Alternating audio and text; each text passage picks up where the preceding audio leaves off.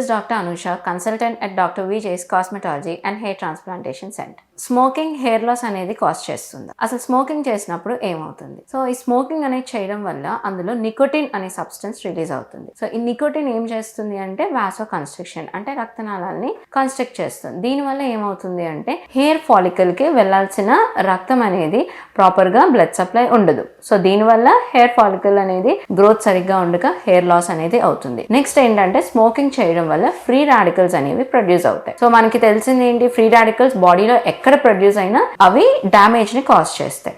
Next వచ్చేసి ఏంటంటే ఇంకా స్మోకింగ్ ఒక్కటే కాకుండా అండర్లయింగ్ డిజార్డర్స్ ఏమైనా ఉన్నాయా అంటే ఏదైనా జెనెటిక్ కండిషన్ ఉందా, లేదంటే విటమిన్ డెఫిషియన్సీ ఉందా, ఐరన్ డెఫిషియన్సీ ఏమైనా ఉన్నా, లేదు ఎక్కువ డాండ్రఫ్ ఉన్నా సరే హెయిర్ లాస్ అనేది ఎక్కువ అవుతుంది. సో స్మోకింగ్ అనేది చేసినప్పుడు ఏమవుతుందంటే ఇది ఇంకా అగ్రవేట్ చేస్తుంది ఈ అండర్లయింగ్ కండిషన్ని. సో మనం ఎప్పుడైతే స్మోకింగ్ని క్విట్ చేసి ఈ అండర్లయింగ్ డిజార్డర్స్ని మనం కొంచెం కరెక్ట్ చేసుకుంటే హెయిర్ లాస్ అనేది మనం కంట్రోల్ చేయొచ్చు.